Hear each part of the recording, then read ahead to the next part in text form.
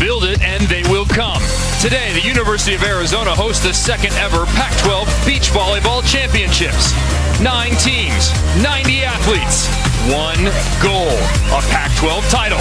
All day beach volleyball starts now.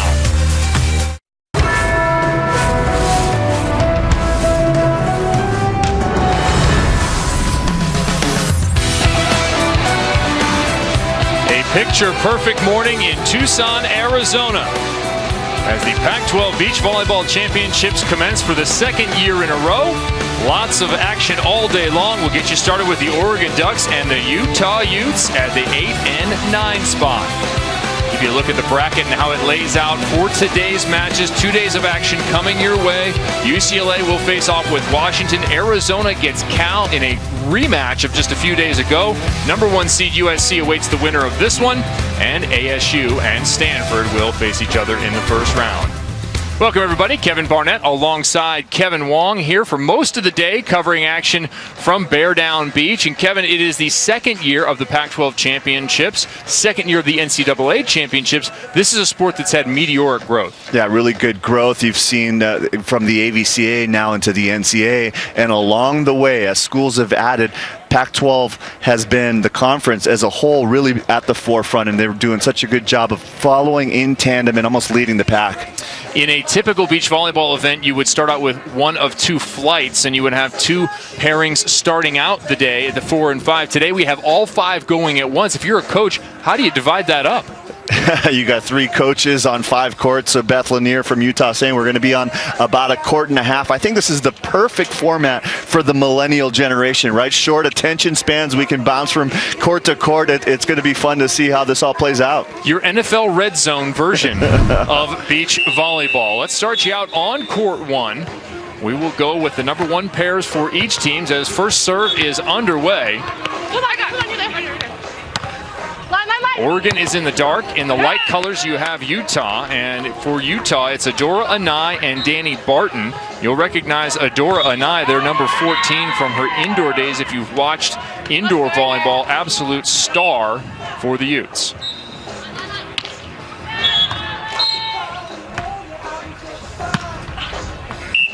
And deep corner, that shot good from Lindsay Vandewaide. Look at our rules and our format. Double elimination for the teams. 5 matches of pairs. It's best 3 of 5 matches. So you hear some of the same themes you have in regular indoor volleyball. And we will have all day going for you here. All 5 at once. You'll be finishing at different times. And it is best of 3 sets right now on all 5 courts. First 2 to 21. Third, if necessary, will go to 15. Of course, win by 2. Here a look at Danny Barton, number 1, the freshman, who is playing both indoor and beach, but starting with beach.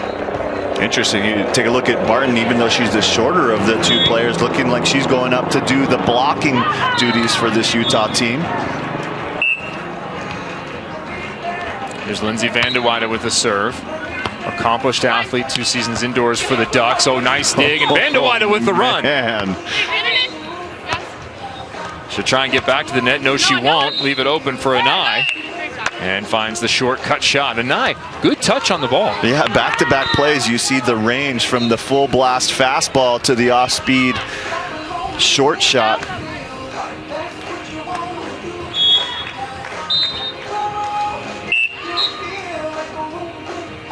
So Vandewaide and Van Sickle will receive serve. That one goes well long. We talked earlier in the week about perhaps the factor being heat, as it will scheduled to get fairly warm here today in Tucson, especially for the teams like Oregon, who are up in the Pacific Northwest. But the teams were not worried about the heat. They were more concerned about the wind, which has already picked up. Huge stuff block there.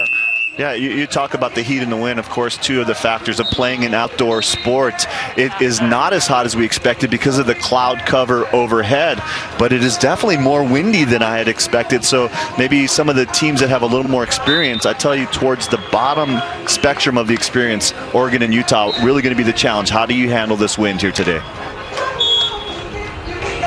Absolutely gorgeous facility built by the University of Arizona as you look at Brooke Van Sickle.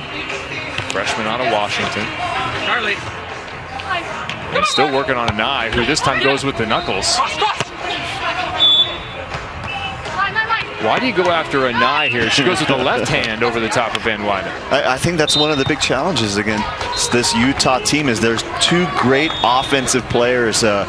Barton, between the two, has much more beach experience. Even though she's just a freshman, she's played on the scene in Utah for a few years. Asked J.J. Van Neal, head coach of Utah, about the scene in Utah. He said it's quite good. There's a huge amount of support for it, some beach clubs, lots of beach facilities, and people make it a lifestyle to go and play.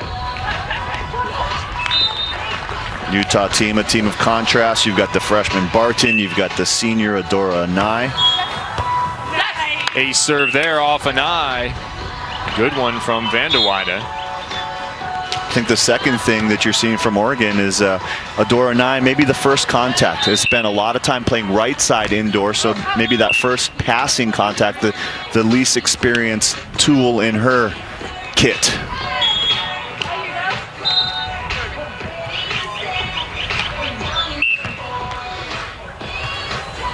Nye will have a chance to go with the jump float, working on Van Wyden. And there's that split block, this time up at the net's Barton. She pulls, and that one finds the sand.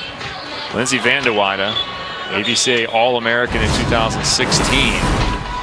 A 6-rotation player last 2 years for the Ducks. Yeah, started off on the all Pac-12 freshman team. Only the second player in school history to make that freshman team. She'll get another swing here on the left and finds the line. Good vision right past Barton. Yeah, one of the top 10 recruits in the country. This Oregon team doing such a fabulous job of recruiting over the years. Big credit to Matt Ulmer. Matt Ulmer, new head coach for Oregon volleyball, indoors and outdoors. Go! Get up, Brock!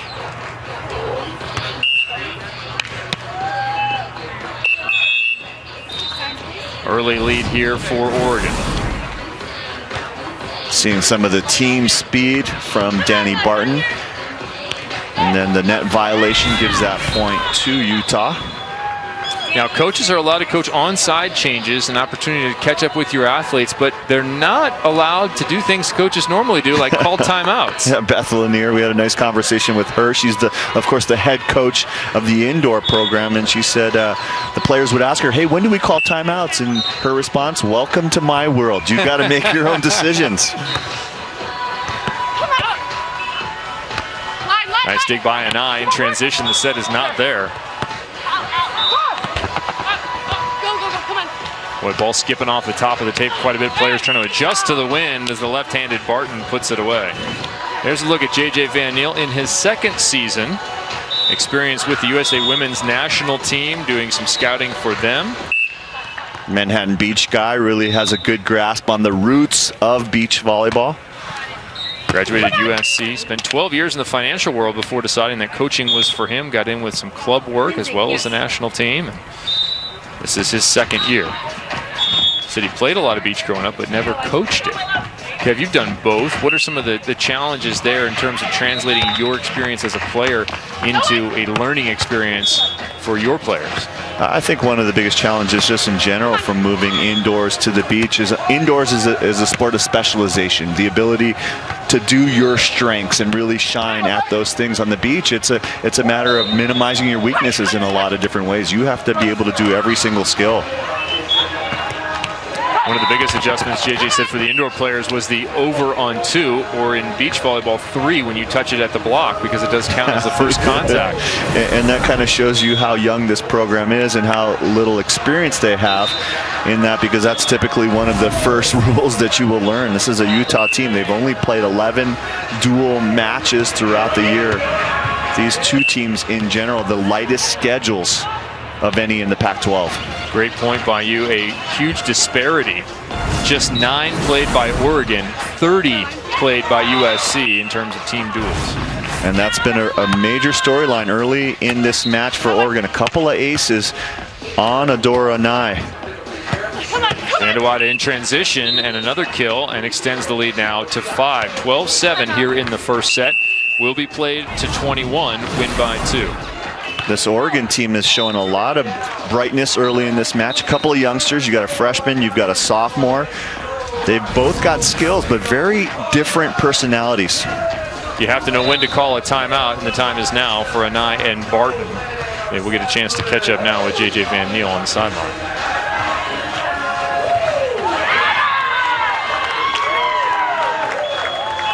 For Oregon, Matt Ulmer has taken over both programs. And there he is talking to his athletes who maintain a 5-point advantage. Ulmer, a setter himself in college at Carthage College in Kenosha, Wisconsin. If you don't know where that is, always makes me think of Gladiator in the Battle of Carthage. But he was a setter there, all-time leader in assists and aces. And has quite a bit of beach coaching experience as part of that 2012 AVCA National Championship team at Long Beach State under Brian Gimolero. Second year of an NCAA championship, second year of the Pac12 beach volleyball championships, but the sport of beach volleyball has been growing for a number of years under the AVCA banner. And USC is the 3-time defending national champion. If you go back a couple of years, or trying to be the 3-time, sorry, they've won 2 in a row. They won the inaugural NCAA title last year. Winner of this will face off with #1 seed USC as you get a little look at the indoor chops of Anai. Kev, how about the sand conditions here at Bear Down Beach? It doesn't look like the deepest stuff I've ever seen. No, you know, they put in the recommended 18 inches that are in the regulations, but it looks like a jumpy beach and really going to help indoor type programs like the 2 that we're seeing right now. With action on court 1, taking a break, we'll move you over to court 2. And Carly Truman and Bailey Choi playing for Utah right there in your foreground. Truman wearing the number 10, number 21 of Choi against Taylor August and August Rasky for the Ducks. Serve there, that was Rasky. At the net is August. She gets a touch there, but not quite enough as Truman gets the kill. Carly Truman, a junior, one of the more physical players on the indoor side in the Pac-12. Super athletic, coaching staff talking about how she can squat 360 pounds. Kind of surprised that they're actually serving her early in this match. Well, she does play middle blocker.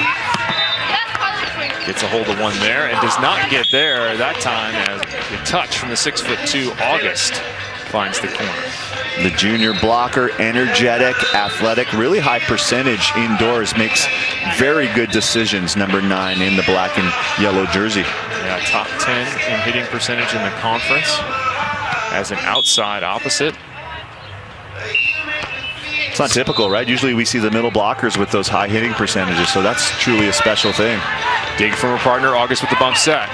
Rasky deep corner, no good. Good idea, bad execution on that play. And the good drop from Carly Truman, I think that really was what sealed that point. And as you talk about these players transitioning from indoor to out, that might be one of the toughest transitions. You never drop off the net on the indoor, right? You stay up and you block. Here on the beach, it's really a major strategic component. There's Truman. Little hometown match for Carly Truman out of Tucson, Arizona. Enjoys hiking, fishing, snowboarding, and motocross. How about that? That's a good little variety, right? Rasky, they're going after her. Makes sense. She's the setter indoors. Gonna really force her to challenge her offensive ability. How creative can she get? How much power is she gonna be able to generate? Colorado Springs native will play defense here. Good read. Nice play. Transition, Rasky.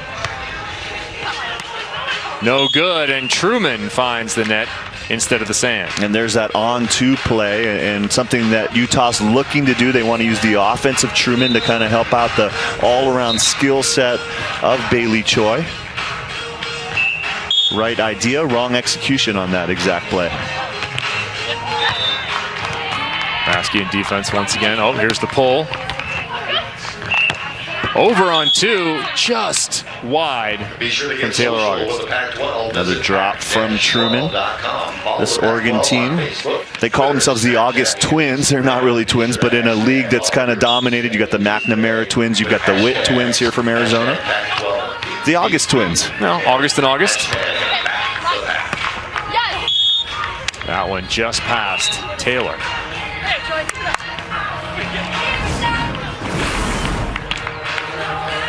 Camping on that cut once again. Bailey Choi hasn't played a ton of beach experience, but has just that all-around game that translates so well. Truman pulls again, makes a defensive effort. And ball up on top of the tape, advantage Taylor August. Honorable mention AVCA this year for Taylor August. Working on developing her shots for the Sand on an overpass like that. You don't have to really get too creative. I think one of the cool storylines for Taylor August is her chance to sing the national anthem in front of the 77,000 fans at the Final Four in basketball. A look at both courts happening here, pair 1 and pair 2. As we're getting down to the nitty-gritty here, 18-17, you see Rasky and August perhaps more questioned. Van de Weyde and Van Sickle have been dominant in set number 1 at the number 1 spot. That's a pretty big surprise, right? You got a really young team versus a team that's been much higher level competition throughout the year. This is a Utah team that had Clays and Hughes, the number 1 squad in the country, on the ropes earlier in the season. First ever meeting between these programs. There is no regular Pac-12 schedule. A serve issued up right there from Carly Truman, and it's 18-all on court 2. Right down the middle, and that will force a timeout from August and Rasky. And we talk about when to make decisions. Great decision by August and Rasky making the timeout. Stopping the bleeding. They're on the bad side here. With a timeout there, we give you the possible conclusion of set 1 here. Anai with the serve in the number 1 spot. Short, come on, you're there! Roll shot short. Expertly done that time. A lot of Hawaii roots here on my court, and of course I'm from Hawaii, but Adora Anai, who played her prep ball there for Van Sickle. Her father, Gary Van Sickle, a star on the UH men's collegiate program back in the glory days. Missed there on set point, but set point number 2 upcoming. A host of them available for Oregon.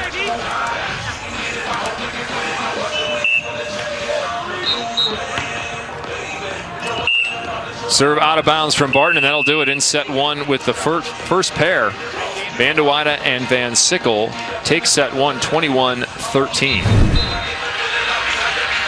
This is the great thing about today. We have 5 courts to choose from. No break in the action. 1 court is done. We'll take you directly to another court with some action. You're still on court 2.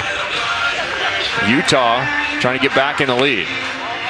Roll shot, and that will do it from Bailey Choi, 19-18. Utah with the advantage as Carly Truman will head to the line. Remember, 5 courts all happening at once. Best 2 of 3 on individual courts. Best 3 of 5 in total matches. A little lefty action. August Rasky. Nice turn. Says it's one of the biggest adjustments this season.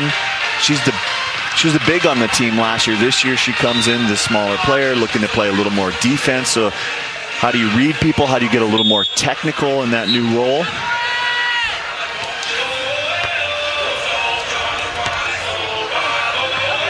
Choi up at the net on top of it, and again, domination from Taylor August. And a perfect pass, and you just got Truman, a middle blocker who's looking to set. Doesn't have that kind of experience. You probably would go through a whole season without Carly Truman bump setting a set in the middle of a play. Set point number 1. Oregon looking to win the first set on both courts 1 and 2. Boy, tough pass. And again, more domination at the net from Taylor August. That has been her haunt. 21-19. The victory in the first set goes to the Ducks.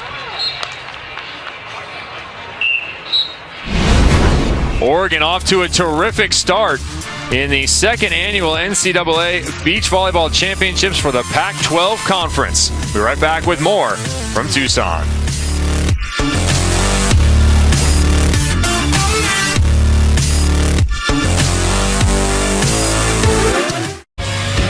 You're watching Pac-12 Conference of Champions like no other, bringing you the best of the best from the coast on the west, up to the minute. She is one of the top swimmers in the country. And in the moment. You do like offense, love it. Live from Pac-12 Studios in San Francisco. It's fairy tale stuff. Sports Report on Pac-12 Network. Sunday, the Bruins and the Trojans look to hit the ground running as they square off on the Oval in LA. Sunday at 1 on PAC12 Network. Today, keep it tuned to PAC12 Network as the PAC12 Beach Volleyball Tournament continues, only on PAC12 Network. PAC12 Beach Volleyball is brought to you by State Farm. Get to a better state. Play continues here. Welcome back to the PAC12 Beach Volleyball Championships. All-day volleyball action. 5 matches at once every hour for your entertainment. This is what's happening right now inside Bear Down Beach as the pairs getting back underway in set number 2 for everyone involved. Kevin Barnett alongside Kevin Wong. This is what's happening. This is a short attention span theater as we take it now to court 3. First set went went Utah's way, 21-13. Eliza Katoa, along with her partner Tori Glasker, victorious there. You're looking at 21. That's nice serve and nearly down the Utah side.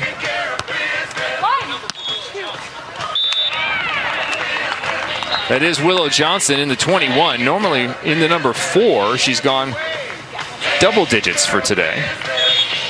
The freshman. And you might recognize the last name Johnson, and in Phoenix, and there is Dad, Randy Johnson, of course, the 6'10" fireballer, multiple-time champion in Major League Baseball.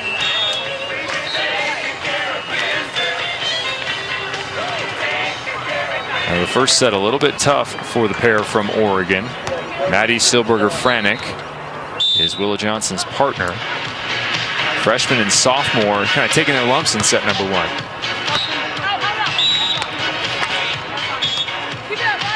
Set number 2 has been a different story. The over on 2, an opportunity missed by Oregon.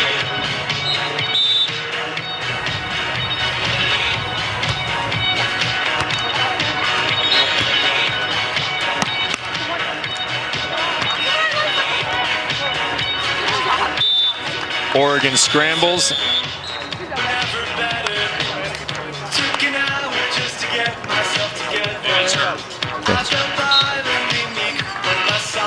Side change, 9-5 lead for Oregon. That is Silberger-Franick back to serve.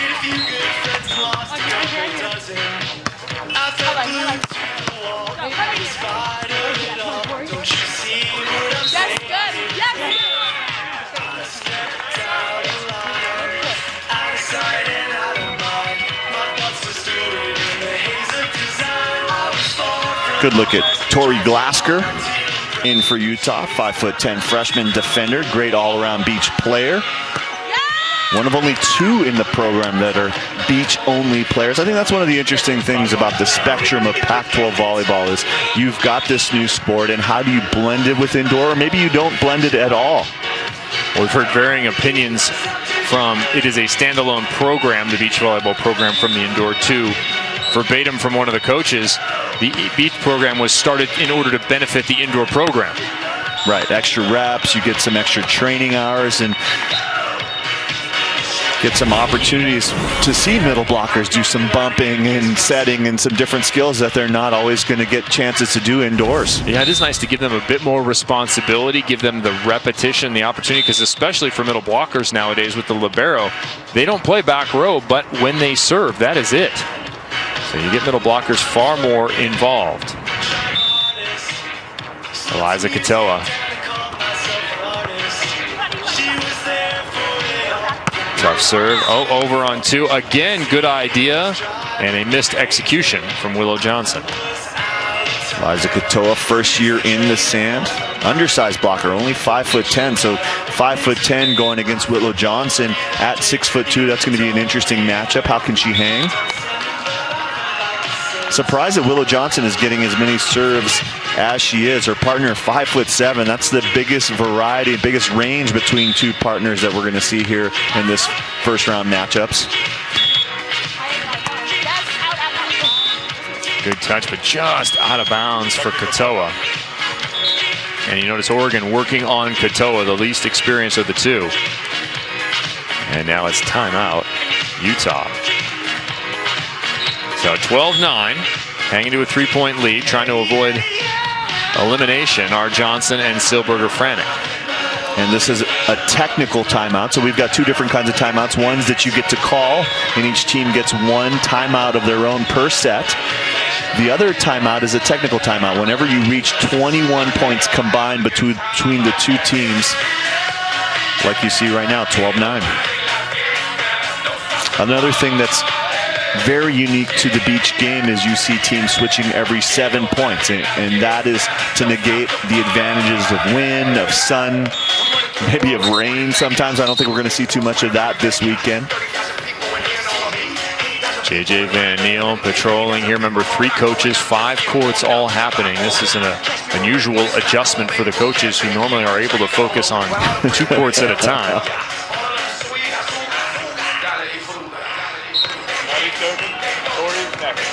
Really nice job here from Silberger-Franek and Johnson of rebounding. Got crushed in the first set, but have really responded nicely. Comfortable lead here in the second. Glasker will get a chance. She hammers away. Beautiful dig, but unable to get there is Willow Johnson. How about adjustments for indoor players in terms of passing location, dig location on the beach? You know, I think the biggest key is not forcing it to the net, right? Indoors, you want to pass it as close to the net to keep that middle involved. There's no middles here, so keep it controlled, keep it on your side.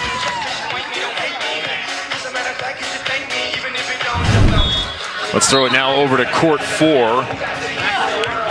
Check in on the score here as it's 21-13 in the first set.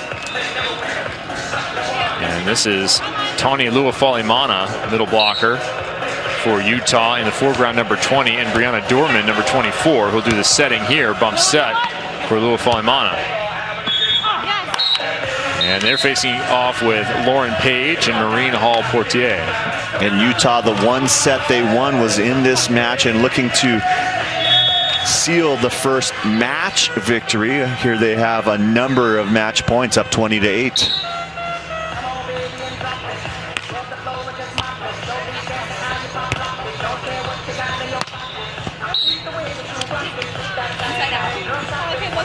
Fighting off one match point from Oregon and back to serve.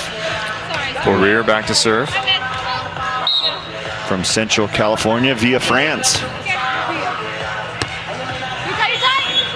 Luafalimana looks for the high sky knuckles there. How about another opportunity? Same location on the court, this time with a little more force, and that'll do it. So the first victory goes to Utah, the number 4 spot.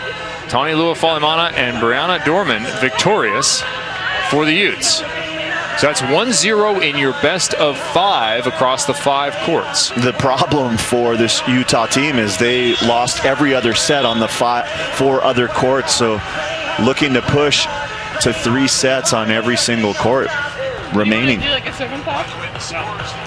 We're gonna do the knot. Let's go back to court 1 and take a look at the action as Lindsay Vandewaide and Brooke Van Sickle are in a tight battle in the second set with Anai and Barton, who have rebounded from a tough first. Big jump and swing from Brooke Van Sickle, undersized with big-time athleticism, really looking like she may fit into that starting libero spot next year with the graduation of Amanda Benson. Utah up 1-0, and Utah, a very interesting program, did not play their first duel for a long time this year, then had a layoff. They have not played since March 19th. That was the last time they played beach volleyball in competition. It has not bothered Carly Truman. She picks up a block on another court here. We're watching tons of action, 5 courts all at once. Even their start in January, the beach courts weren't finished yet in the indoor courts, so they actually took some tape, they drew some smaller lines on the indoor hard courts and practiced some 2-on-2 hard court ball. Overhand dig, not there by Danny Barton. Here we go, baby. Barton, number 1 on the right-hand side of your screen there. Her mom, Mickey Kane Barton, was a 2-sport star at Utah. And Sorry, Beth Lanier, hate to age you like this, but Miki played for Beth Lanier at Utah. Beth Lanier's been there for more than a quarter century coaching the Utah Utes. So 15-13. This team of a 9, Barton, I'll tell you, they're a little bit slow starting, right? You got some of that Hawaiian chillness from Adora Nye, but she's someone who thrives under pressure, and look for them to make a little push here as things get a little heated.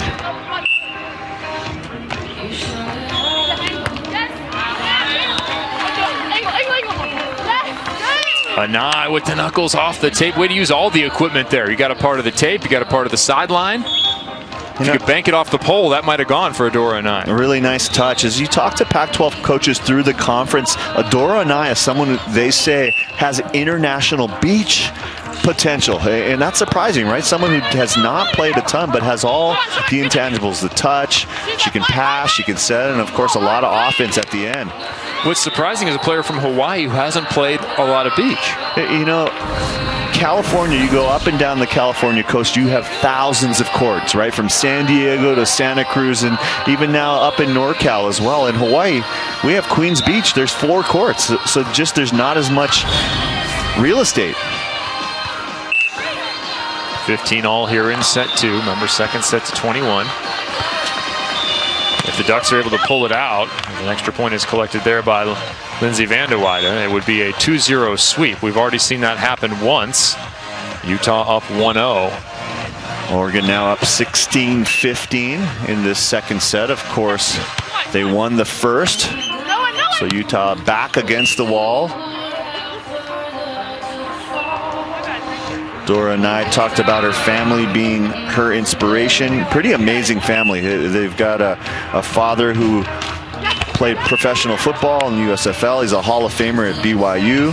Grandfather Famika also played football at BYU. And then younger sister Bradina, she just signed for track and field. She's got world records in weightlifting. 1,186 pounds total weight for the bench, the squat, and the deadlift. That's double what either you or I could do. Oh, I thought you were going to say you. Yes, double what I could do. Yeah, exactly. There's a look at Beth Lanier, head coach indoors forever, and the assistant coach with Utah Beach. And good to see Beth Lanier here, coming off some health issues and a major surgery in February. But good to see her out at the event here. She'll spend today here and then go to recruit for indoor tomorrow in Reno. And she's in the assistant coach role. I asked JJ Van Neal, I said, do you give her video to break down and make her work deep into the night with some menial tasks? He said, no, I can't do that. I can't do that. One of the programs where the indoor program definitely trumps the beach program. And Beth said that she was asking some questions of JJ, and questions were being answered by the rest of the staff. And JJ didn't have the answers. And she said, JJ, you're supposed to have all these answers. And he said, no, my staff knows all these things. So, well, listen, JJ, remember that, because you're the assistant indoors. So when people are asking me questions, you should have all the answers coming up in the fall. Right. She's got a great sense of humor, bringing a lot of awareness to Crohn's disease. And her great recovery. And somebody who's been in on volleyball in a big way, not only coaching in the amount of time she has spent, we mentioned that, but she coaches in the summer. She spends time coaching U.S. national teams, junior teams, going overseas on tours with Tim Kelly. As we take a look in on now on court 3.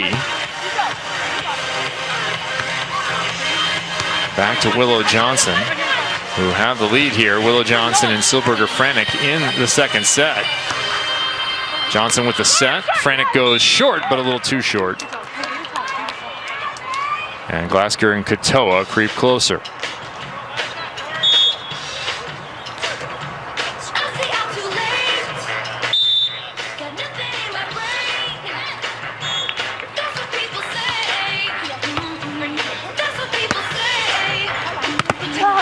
Johnson off the hands and good. Ducks set point.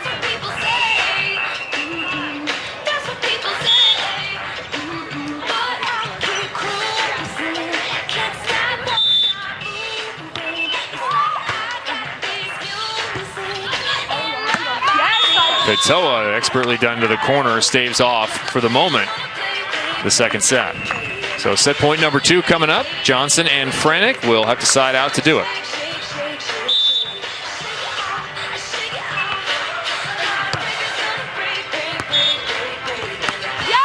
Franick, a little too sharp with the wrist away. And now 20-19. See the energy from Utah, the big celebrations, really fiery squad.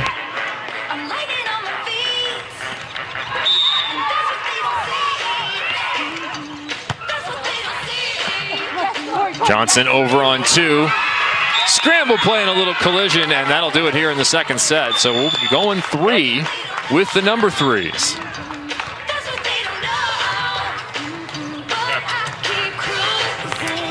Oregon and Utah here in the very first dual match of what is an entire day of beach volleyball. Winner of this will get number 1 seed USC.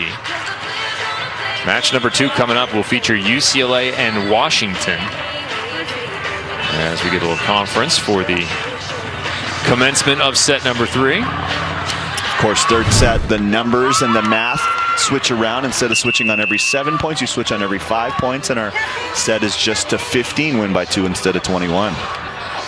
Over on court 1, that is it. A straight sets victory. Great job. Thank you too. Good job, ladies. I think you have the ladies over here. You have the eagles over here. Your choice. Court 1 going to 3 right now. Sorry, going to 3. We have multiple different scores happening inside Fairdown Beach here. So we're going 3 again here with the number 1 pair. I told you can't cut out this Utah team. This is a team that's really been clutch throughout the year. Sometimes a little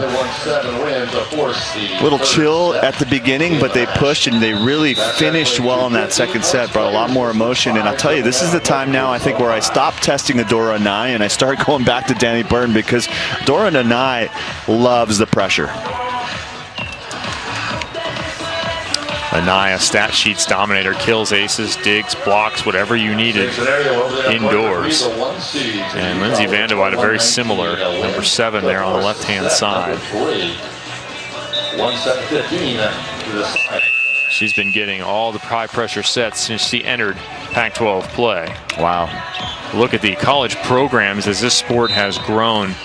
The fastest growing sport in NCAA history, with 15 programs back just a few years ago, all the way to 77 today. You know, the interesting thing is that it started off and a lot of indoor coaches thought it was a distraction. They thought that it would take away from the indoor program, and then people like John Cook from Nebraska started seeing the value in getting extra time and getting some different kinds of touches. And now it's getting to the point where if you don't have a program, kids are transferring, kids are not going to come to your school to play indoor. Well, you're seeing how these programs develop as well. They start out as an offshoot of the indoor team coached by the indoor staff. Then typically the school eventually supports it in a standalone program fashion. You look at Stein Metzger, who's coming up for UCLA, as a perfect example. Began as an assistant indoors, actually a volunteer assistant, moved to regular full-time assistant indoors while also doing the beach, and then became a full-time beach coach. So it grows out and becomes its own. It's been a very organic process for beach volleyball. And the other thing it really helps across the board is in Title IX compliance and making progress, because you have a sport that's female dominated in the NCAA. It really kind of doesn't quite equalize the football programs, but it shows progress towards that end. 6 scholarships, the maximum possible. Not all the schools are there. Some are well behind, some are all the way there. If you receive a beach scholarship, you may not play indoors, but if you have an indoor scholarship, you can come out and play on the beach. Set 3 underway. Vanderwaide and Van Sickle, Anai and Barton back and forth. Anai and Barton getting that victory in the second set to force us into 3. And let's see who Oregon is going to work on. Vanderwaide with the serve. Still working on Anai.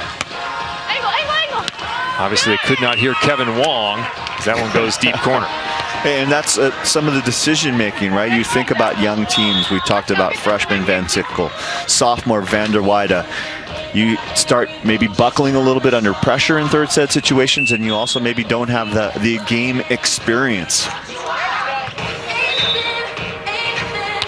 Danny Barton actually started the year. She's blocking now. with Bailey Choi, and she was the blocker. Now in more of a split situation, a pull there. And you might not want to leave an open net for Lindsay Vanderweide.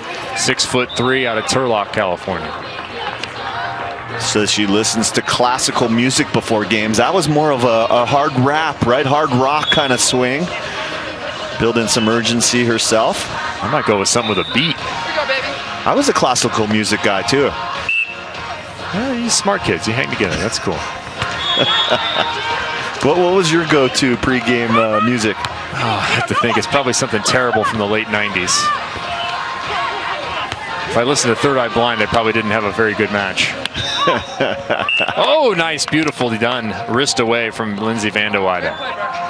Yeah, saying that's one of the things that she's working on. Everyone camping, of course, on my hard-driven stuff, working a lot more on the soft touches to the good locations. You know, you're noticing a ton of short shots. We don't see very many deep shots. No rainbows, no high line shots. It's a lot of the chippers. I would actually step my defense into the court further. And why is that? There's another one kind of mid-court. Is it just a lack of confidence? Is that the harder shot to hit? I think the rainbow's the toughest one to really build, right? You got to have the most touch. It's kind of sticking your neck out there. If the person's on defense, you kind of look a little silly because you're just hitting a down ball right to them. That one skips off the tape. Way to use the equipment. A serve for Brooke Van Sickle. Coaches decide to put this team together. You've got the natural old school alignments, right? You've got the tough, aggressive defender, Brooke Van Sickle, maybe a little undersized, but you get in exchange the size, the blocking of Vanderweide. I think what you have really a special addition though with Vanderweide, she's got great skills.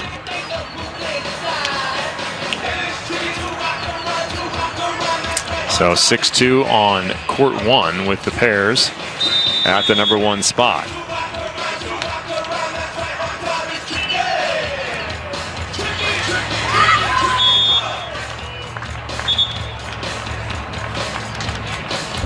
Let's take a look over there on court three with the number threes.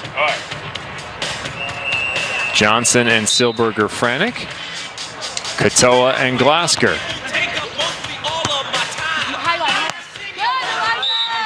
Cut shot over the top. Silberger Franick cannot get there. Also in the third set, and now Utah closing to 3-8. Lots of work still yet to do.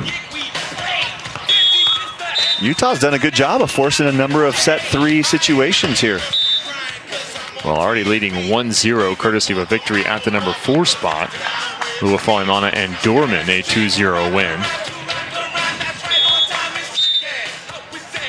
But every other match being forced now into the third set. A lot yet to be determined here in our first matchup.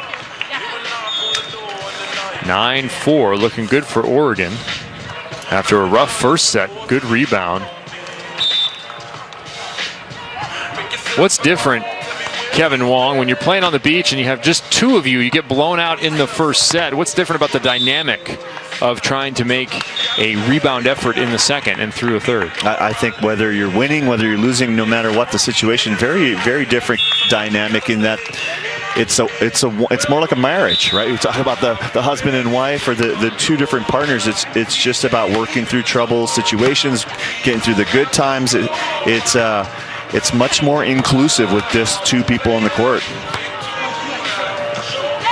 10-4, 6-4 at the net. And that one called for Oregon. Johnson showing her height and dominance. 11-4, victory almost assured for the number 3 spot for Oregon. A lot of people remember Randy Johnson with the Mariners, with the Arizona Diamondbacks. He's got some Pac-12 roots as well, though. Played baseball at USC, and his teammate, you might have heard of him, Mark McGuire, along the way. That's a pretty nasty combination. Randy Johnson also played 2 years of basketball at USC. Now his daughter made an immediate impact for the Ducks as a freshman. If you come in and start on a Pac-12 team in indoor volleyball, you are a special athlete.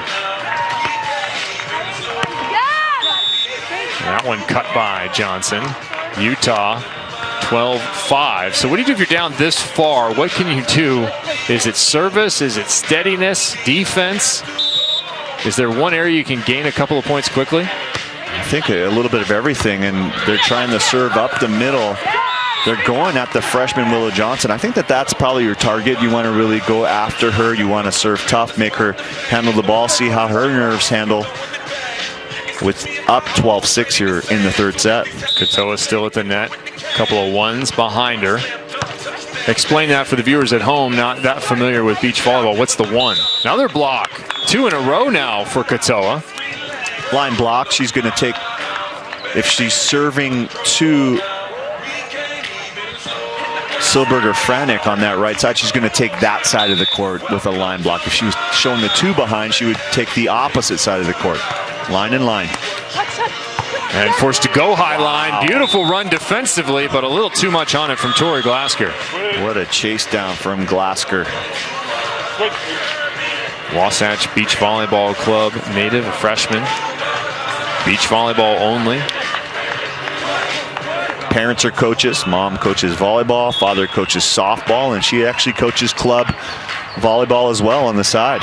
Her dad, another Major League Baseball player. You see that all over collegiate volleyball, football, and baseball dads. Skipped off the tape and good. Boy, nice break for Oregon there. Willow Johnson 1 point away from a victory here in the first round. Again, short serve. Oh, man. Different one off the top of the tape. Nice reaction. You see the speed from Tori Glasker. Back-to-back plays covering so much court, but still long way to go here. Another match point and looking to even this duel up at 1 apiece.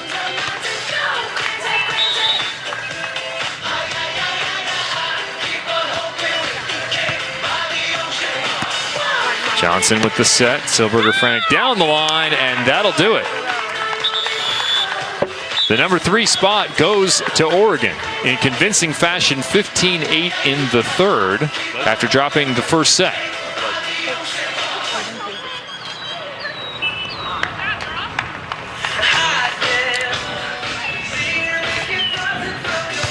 Let's give you a little split screen here with the 2 and the 5 pairs. It's been a while since we checked in on Taylor August and August Rasky. So on court 2, right now it's 11-8. Utah leading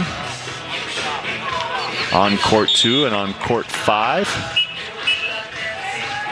12-9 with Utah leading as well. So if they can pull off these 2 sets, they can win the dual match. Utah on court 5, Berkeley Oblad and Emily Tuig, as they're taking a break over there on court 5.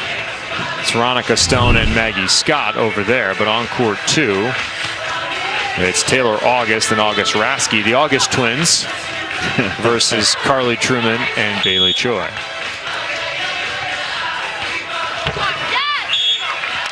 Missed serve by Oregon there in the green. Kevin Barnett alongside Kevin Wong, the first of all-day beach volleyball here on the Pac-12 networks.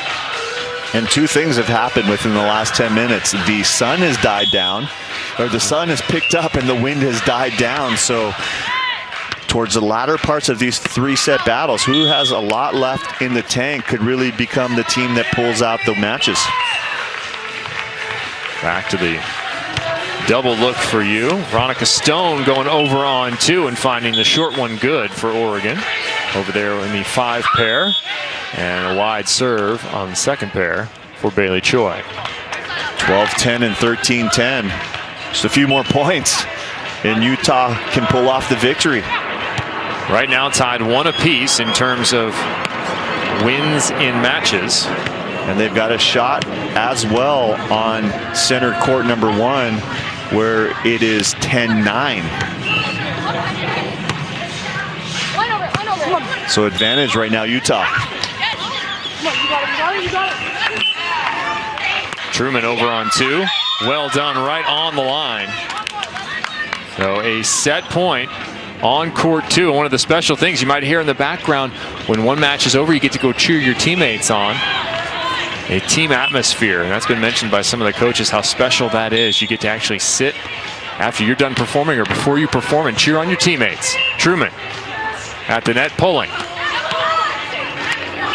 Swing for the match. Looked like she caught some hands, and indeed she did. Utah wins on court 2 at the number 2, 15-10. Big time play from Truman. Makes the right decision, pulls off the net, and then a nimble move from the middle blocker. So we move action over onto court 5. And with that win at the number 2 spot, Utah up 2-1 in the best of 5. A win here for Utah would mean they win the duel, and they would be moving on to face USC in the next round. They will play once again coming up at 1 o'clock local time here in Tucson. 13-12 though. Nothing decided here on court 5. Oh, trying to shoot it. Kev, you like that over on 1 move? If it works. Not so much in that situation yet. That's like a set or dump. You're either the hero or you're the zero when you go for that.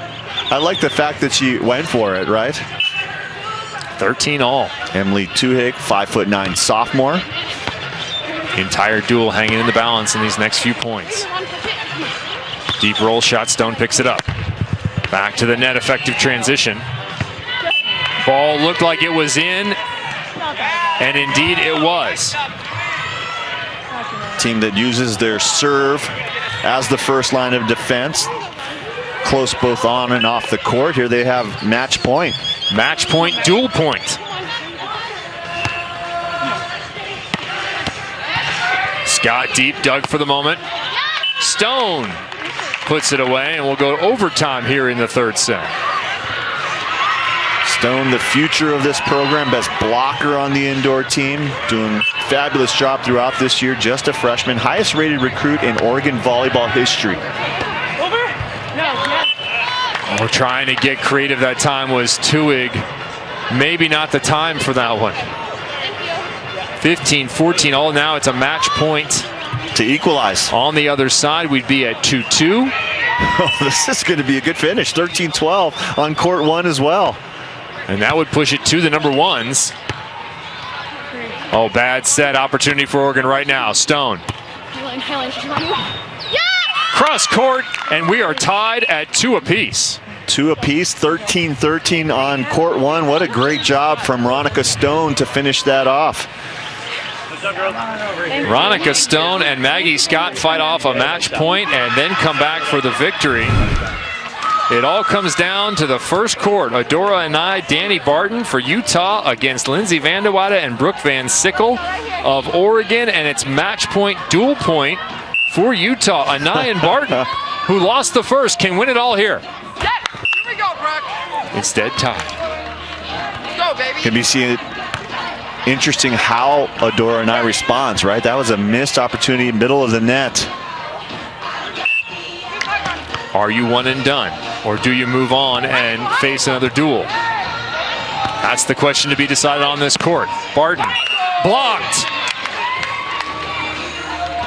This may look just as the previous court did, where you have a match point and then 2 straight the other direction. Oregon with an opportunity to take the match, take the set, take the duel. And Vandewaide will be at the net. Barton, the lefty. Cut shot. Picked up. But not enough. 15 all. Great location. Van Sickle actually made the wrong move, was running towards the line, but had the quickness to get back. Take a look. Actually making the angle move. She goes to the left, back to the right side. Just that lack of control. Teams will switch sides. You have to dig it high to get over the top of 6'3" Lindsay Vandewaide. The wind blows in for just a second. They'll send Barton to the net for Utah. She'll pull. And out of bounds. Utah, second match point. Second dual point. You sense the gravity, right? When the whole duel is relying on your match. Cross court. Brooke Van Sickle nerves a steal. love that response, right? Made a mistake, gave up a point, gave up match point, and then responds with maybe her best hit of the match so far. 16-16. Serve and run to the net for Van de Weyde. Nope. Into the net.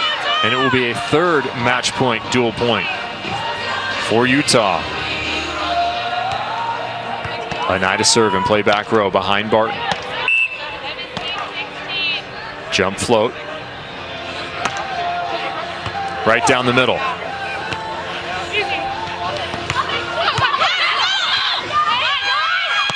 Anai puts it away. Utah victorious. Well, that's what this format can do for you, Kevin Wong. I tell you what, she's the real deal. The length, the read, and the ability to transition at the end of the play has international caliber potential. That 3-set win gives Utah the 3-2 victory in the duel.